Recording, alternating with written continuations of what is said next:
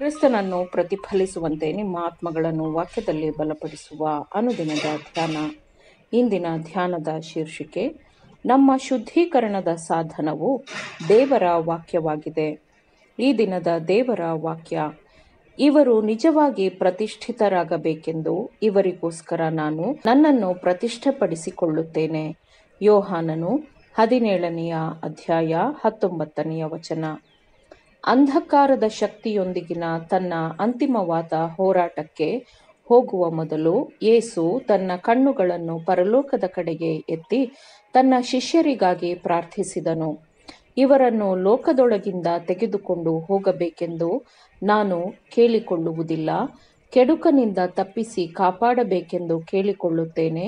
ನಾನು ಲೋಕದವನಲ್ಲದೆ ಇರುವ ಪ್ರಕಾರ ಇವರು ಲೋಕದವರಲ್ಲ. ಇವರನ್ನು ಸತ್ಯದಲ್ಲಿ ಸೇರಿಸಿ ಪ್ರತಿಷ್ಠೆಪಡಿಸು, ನಿನ್ನ ವಾಕ್ಯವೇ ಸತ್ಯವು ಎಂದು ಆತನು ಪ್ರಾರ್ಥಿಸಿದನು. ಯೇಸುವಿನ ಕೋರಿಕೆಯ ಹೊರೆ ಏನೆಂದರೆ, ತನ್ನನ್ನು ನಂಬುವವರು ಲೋಕದ ಕೆಟ್ಟತನದಿಂದ ರಕ್ಷಿಸಲ್ಪಡಬೇಕು ಮತ್ತು ಅವರು ಸತ್ಯದ ಮೂಲಕ ಪರಿಶುದ್ಧರಾಗಬೇಕು ಎಂಬುದೇ ಆಗಿತ್ತು. ಸತ್ಯವು ಏನೆಂಬುದರ ಬಗ್ಗೆ ನಾವು ಅಸ್ಪಷ್ಟವಾದ ಆಲೋಚನೆಗಳನ್ನು ಇಟ್ಟುಕೊಳ್ಳಲು ಕ್ರಿಸ್ತನು ನಮ್ಮನ್ನು ಬಿಡುವುದಿಲ್ಲ. ಆದರೆ ನಿನ್ನ ವಾಕ್ಯವೇ ಸತ್ಯ ಎಂಬ ಮಾತನ್ನು ಸೇರಿಸುತ್ತಾನೆ. ನಮ್ಮ ಶುದ್ಧೀಕರಣವನ್ನು ಸಾಧಿಸಿಕೊಳ್ಳುವ ಏಕಮಾತ್ರ ಸಾಧನವೆಂದರೆ ಅದು ದೇವರ ವಾಕ್ಯದ ಮೂಲಕ ಮಾತ್ರ. ಹಾಗಾದರೆ ಸತ್ಯವೇದದ ಬೋಧನೆಯೊಂದಿಗೆ ನಮ್ಮನ್ನು ನಾವು ಒಗ್ಗಿಸಿಕೊಳ್ಳುವುದು ಅತ್ಯಂತ ಮಹತ್ವದ ವಿಷಯವಾಗಿದೆ ಅಲ್ಲವೇ? ಕ್ರಿಸ್ತನ ಶಿಷ್ಯರು ವಿಮೋಚನೆಯ ಯೋಜನೆಯ ಬಗ್ಗೆ ತಿಳಿದುಕೊಳ್ಳುವುದು ಹೇಗೆ ಅವಶ್ಯವಿತ್ತೋ ಹಾಗೆಯೇ ಜೀವದ ವಾಕ್ಯವನ್ನು ಅರ್ಥ ಮಾಡಿಕೊಳ್ಳುವುದು ನಮಗೆ ಅತ್ಯಂತ ಅವಶ್ಯವಾದ ವಿಷಯವಾಗಿದೆ. ನಮ್ಮ ಸ್ವಂತ ನಿರ್ಲಕ್ಷ್ಯದಿಂದ ದೇವರ ವಾಕ್ಯದ ಹಕ್ಕುಗಳ ಬಗ್ಗೆ ನಾವು ಅಜ್ಞಾನಿಗಳಾಗಿದ್ದರೆ ನಮ್ಮನ್ನು ಕ್ಷಮಿಸಲಾಗುವುದಿಲ್ಲ. ದೇವರು ನಮಗೆ ತನ್ನ ವಾಕ್ಯವನ್ನು, ತನ್ನ ಚಿತ್ತದ ಪ್ರಕಟಣೆಯನ್ನೂ ಕೊಟ್ಟಿದ್ದಾನೆ ಮತ್ತು ತನ್ನನ್ನು ಬಯಸಿ ಎಲ್ಲ ಸತ್ಯಕ್ಕೆ ನಡೆಸುವ ಪವಿತ್ರಾತ್ಮನನ್ನು ಕೇಳುವವರಿಗೆ ಪರಿಶುದ್ಧಾತ್ಮನನ್ನು ಅವನು ವಾಗ್ದಾನ ಮಾಡಿದ್ದಾನೆ. ಮತ್ತು ದೇವರ ಚಿತ್ತದಂತೆ ನಡೆದುಕೊಳ್ಳಬೇಕೆಂದು ಪ್ರಾಮಾಣಿಕವಾಗಿ ಬಯಸುವ ಪ್ರತಿಯೊಂದು ಆತ್ಮವು ಸತ್ಯ ತತ್ವಗಳ ಬಗ್ಗೆ ತಿಳಿದುಕೊಳ್ಳುತ್ತದೆ.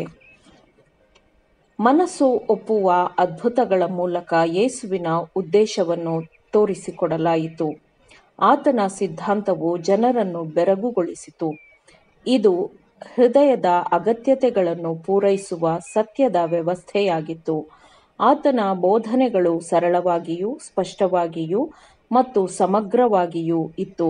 ಆತನು ಹೇಳುತ್ತಿದ್ದ ಪ್ರಾಯೋಗಿಕವಾಗಿ ಅಳವಡಿಸಿಕೊಳ್ಳಬೇಕಾದ ಸತ್ಯಗಳು ಮನಸ್ಸನ್ನು ಒಪ್ಪಿಸುವ ಶಕ್ತಿಯನ್ನು ಹೊಂದಿದ್ದವು ಮತ್ತು ಜನರ ಗಮನವನ್ನು ಅದು ಆಕರ್ಷಿಸುತ್ತಿತ್ತು. ಆತನ ಜ್ಞಾನವನ್ನು ನೋಡಿ ಅನೇಕರು ಆಶ್ಚರ್ಯಪಡುತ್ತಾ ಅವನ ಅಕ್ಕಪಕ್ಕದಲ್ಲಿಯೇ ಇರುತ್ತಿದ್ದರು. ಅವನ ವಿಧಾನದ ಕ್ರಮಗಳು ಅವನು ಪ್ರಕಟಪಡಿಸಿದ ಶ್ರೇಷ್ಠವಾದ ಸತ್ಯಗಳಿಗೆ ಅನುಗುಣವಾಗಿತ್ತು. ಆತನು ಏನನ್ನು ಪ್ರಕಟಪಡಿಸಿದ್ದನೋ ಅದಕ್ಕೆ ವಿಭಿನ್ನವಾಗಿರಬಹುದೆಂಬ ಯಾವುದೇ ಕ್ಷಮೆಯಾಚನೆ, ಹಿಂಜರಿಕೆ, ಅನುಮಾನ ಅಥವಾ ಅನಿಶ್ಚಿತತೆಯ ನೆರಳು ಇರಲಿಲ್ಲ.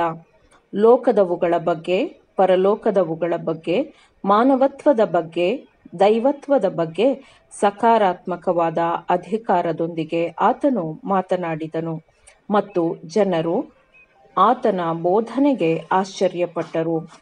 ಸತ್ಯವು ಏನೆಂದು ನಾವು ಅರ್ಥ ಮಾಡಿಕೊಳ್ಳುವುದು ನಮಗೆ ಅತ್ಯಂತ ಮಹತ್ವದ್ದಾಗಿದೆ ಮತ್ತು ಆಸಕ್ತಿಯ ವಿಷಯವಾಗಿದೆ.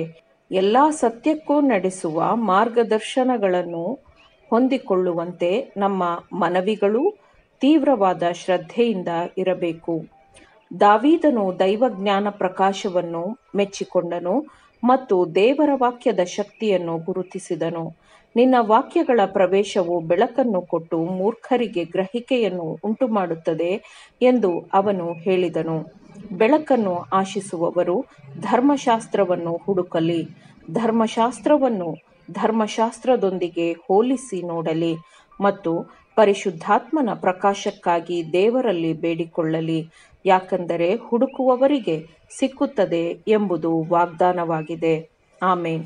ದೇವರ ವಾಕ್ಯಗಳನ್ನು ಶ್ರದ್ಧೆಯಿಂದ ಆಲಿಸುವವರು ಮಾತ್ರವೇ ಆಗಿರದೆ ಪಾಲಿಸುವವರು ಆಗಬೇಕೆಂದು ನಿಮ್ಮನ್ನು ಉತ್ತೇಜಿಸುತ್ತೇನೆ. ಪರಿಶುದ್ಧಾತ್ಮನ ಸಹಾಯದಿಂದ ಆಲಿಸಿದ ನಿಮ್ಮೆಲ್ಲರಿಗೂ ಧನ್ಯವಾದಗಳು. ಮತ್ತೆ ದೈನಂದಿನ ಧ್ಯಾನಕ್ಕಾಗಿ ನಾಳೆ ಸಂಧಿಸೋಣ. ಆಮೇನ್.